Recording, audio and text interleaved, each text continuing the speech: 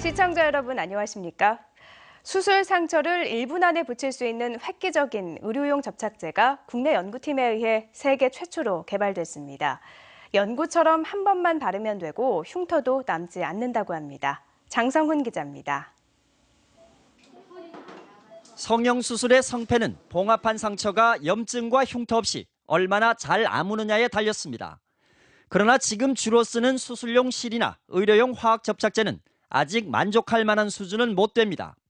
봉합사는 수술 흉터 외에 실밥 자국을 남기는 게 제일 큰 문제입니다. 그리고 그런 문제 때문에 의료용 본드가 있지만 본드는 또 세포 독성이 있고 실험용 쥐의 수술 상처에 의료용 접착제를 바르고 가시광선을 쬐자 30초 만에 출혈 없이 달라붙습니다.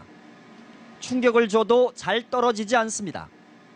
포스텍 연구팀이 세계 최초로 개발한 새 의료용 순간 접착제입니다. 동물 실험 결과 수술용 실이나 기존 접착제에 비해 상처가 획기적으로 더 빠르게 아물고 출혈이나 염증, 흉터도 남지 않았습니다. 피가 어느 정도 있거나 아니면 체액이 어느 정도 누수가 되는 경우에도 염증 반응 없고 그다음에 흉터를 거의 만들어내지 않기 때문에 특히 이제 성형 수술할 때 아마 많이 활용할 수 있을 거라 생각하고 있고요. 홍합에 든 접착성 단백질 유전자를 재조합해 독성 없이 만든 건데 가시광선을 쪼여 성능을 한층 더 높인 겁니다. 수술용 실을 사용하기 힘든 연약한 부위도 쉽게 봉합할 수 있고 미생물 배양으로 대량 생산할 수 있어 상업성도 갖췄습니다. 유전자를 미생물에 넣어서 그 미생물을 대량 배양하는 방법을 사용하기 때문에 대량 생산이 가능하고요. 포스텍 연구팀은 2년 안에 상용화하면 연간 15조 원에 이르는 관련 의료 시장을 선점할 수 있을 것으로 기대했습니다. 이번 연구 결과는 바이오 소재 분야의 최고 학술지인 바이오 머티리얼스 온라인 최신호에 게재돼 주목을 받고 있습니다. MBC 뉴스 장성훈입니다. 어젯밤 9시쯤 경주시 동부동 안압지 뒤 철길 건널목에서 부산에서 포항으로 향하던 제1762호 무궁화호 열차와 카니발 승합차가 충돌했습니다. 이 사고로 열차 승객은 부상자가 없었지만 승합차 운전자 51살 박모 씨와 아내 47살 김모 씨가 목과 얼굴 등을 다쳐 동국대 경주병원에서 치료를 받고 있습니다. 경찰은 건널목 차단기가 내려진 상황에서 승합차 앞부분이 철길 쪽으로 들어와 열차와 충돌했다는 목격자 진술 등을 토대로 정확한 사고 경위를 조사하고 있습니다. 고의로 손가락을 부러뜨린 뒤 억대의 산업재해 보험금을 받아 챙긴 일당이 검찰의 무더기로 구속됐습니다. 윤영균 기자가 취재했습니다. 2012년 4월 대구의 한 건설회사에 취업한 일용 노동자 5명의 손가락이 취업 일주일도 안 돼 골절이 됐습니다. 보험 사기 브로커인 55살 A씨가 이들을 허위로 고용한 뒤 서로 짜고 강목 등을 이용해 일부러 골절시킨 겁니다. 장애 진단을 받아 산업재해 보험금을 타내기 위해서였습니다. 왜냐하면 여기를 골절시켜야 구부러지지 않고 그래야 장애 진단을 받을 수가 있어요. 그렇지 않고요. 첫 번째 마디가 구부리는 역할을 하기 때문에. 이들은 근로복지공단에는 무거운 합판을 옮기거나 계단에서 굴러 넘어졌다고 신고해 1인당 많게는 1억 5천만 원을 받아 챙겼습니다. 보험 사기를 주도한 브로커들은 생활이 어려운 일용 노동자를 범행에 가담시켰고 사업주와 근로자 등으로 서로 역할을 분담한 것으로 드러났습니다. 검찰은 이런 수법으로 대구와 대전 등에서 2011년부터 2년 가까이 산재보험금 8억 원을 타낸 혐의로 브로커 등 10명을 기소하고 달아난 2명을 쫓고 있습니다. 전체 보험 행정을 악화시키고 이로 인해 일반 국민 또는 보험 가입자들의 부담을 가중시켜서 사회 전체의 경제적 손실을 불러오는 범행으로 죄질이 매우 불량합니다. 검찰은 근로복지공단의 수사 결과를 통보해 부정수급 금액을 환수하는 한편 산재보험뿐만 아니라 고용보험 등 4대 사회보험 사기로까지 수사를 확대할 방침입니다. MBC 뉴스 윤영균입니다. 안동 시민 대다수의 반대에도 불구하고 경상북도와 안동시가 강행해온 일명 100억짜리 인물기념관 사업. 전액 삭감됐던 올해 12예산이 이번 추경의회에서 수정안 표결까지 간 끝에 되살아났습니다. 이정희 기자입니다. 안동시 의회 본회의 직전 일명 100억짜리 인물기념관 사업에 올해 시비 부담분 5억 원 전액을 삭감한 예결위원회 심의안에 대해 수정안이 제출됐습니다. 비례대표 이영자 등 새누리 의원 7명이 발의한 수정안은 당사자인 2개 문 중에 혼란을 막기 위해 예산을 다시 살려야 한다는 취지입니다.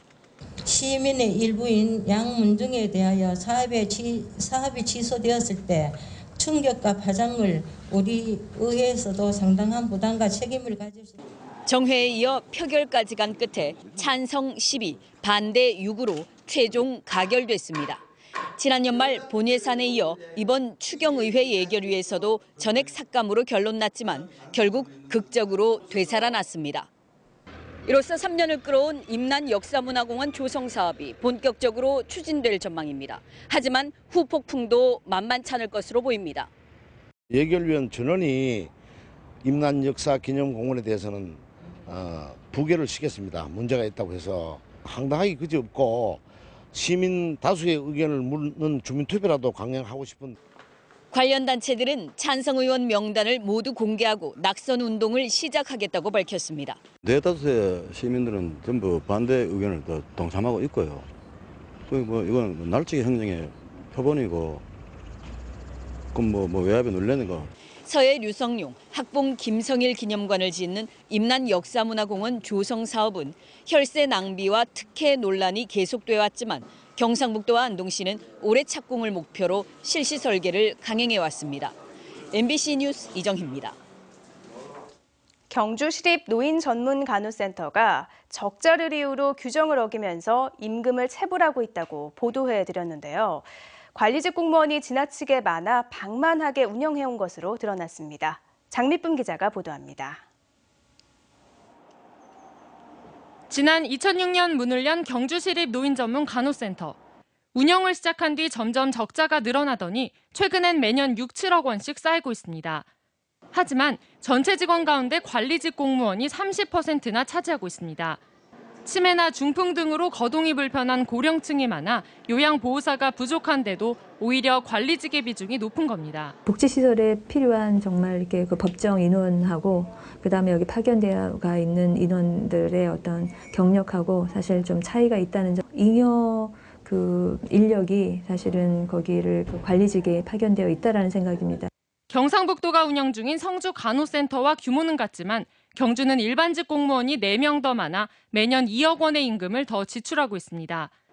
성주 간호센터는 올해 병상수를 30개 더 늘려 내년부터는 흑자를 목표로 하고 있지만 경주는 경영 개선 노력조차 하지 않고 있습니다. 관에서 운영을 하다 보니까 복지 사업이잖아. 그지? 적자를 갖다가 줄이자면은 혜택을 줄여야 되는데 그 줄이지를 못하는 거라. 관리 책임이 보건소와 경주시 관련 부서 등 여러 곳에 분산돼 있는 점도 경영을 악화시키는 요인으로 지적됩니다. 경주시립 노인간호센터는 적자 경영 속에 노인 학대와 사망 사고도 잇따라 발생해 근본적인 대책이 필요해 보입니다. MBC 뉴스 장미쁨입니다. 경상북도가 지난 6월 낙하산 인사와 비리 등의 문제가 잇따른 출자 출연기관의 통폐합을 추진하기로 했지만 별다른 성과를 내지 못하고 있습니다. 경북 테크노파크와 하이브리드 부품연구원, 그린카 부품연구원, 천연염색산업연구원 등은 다음 달 경북 테크노파크로 통합될 예정이지만 인력과 기능을 그대로 두고 원장 명칭만 센터장으로 바꿀 계획입니다.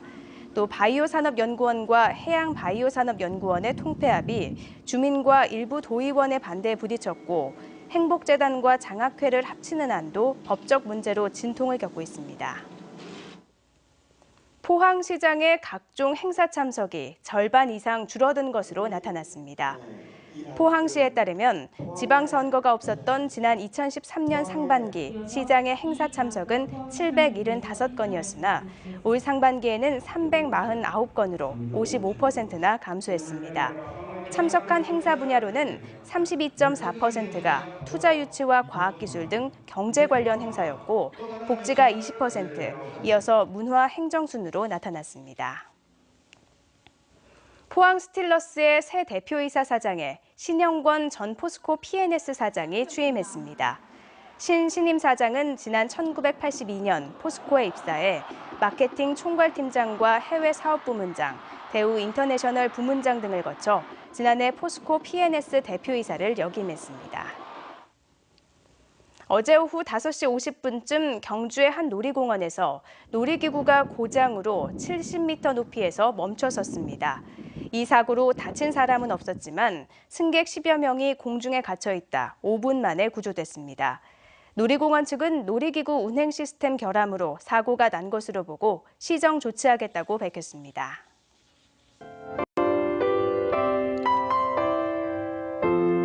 북상하던 장마전선의 속도가 느려지면서 경북동의 한 지역은 오늘 흐린 하늘이 이어지겠습니다. 기온도 어제보다 오르고 습도가 높아지면서 불쾌지수가 매우 높은 단계까지 오르겠는데요. 성인 10명 중 10명 모두가 불쾌감을 느끼는 지수입니다. 오늘 하루 마음의 여유를 가지고 생활하시면 좋겠습니다. 연일 안개 소식 이어지고 있습니다. 동해안 지역을 중심으로 곳곳에서 짙은 안개가 끼는 곳이 있겠는데요. 기온이 오르면서 안개는 옅어지겠지만 연무나 방무가 남아있는 곳이 있겠습니다. 항해나 조업하시는 분들께서는 각별히 유의하시기 바랍니다. 자세한 지역별 날씨 알아보겠습니다. 오늘 경북 동해안 지역은 종일 흐린 하늘이 이어지겠습니다. 아침 기온 울진 19도, 영덕 20도, 포항 경주 21도에 머물겠고요.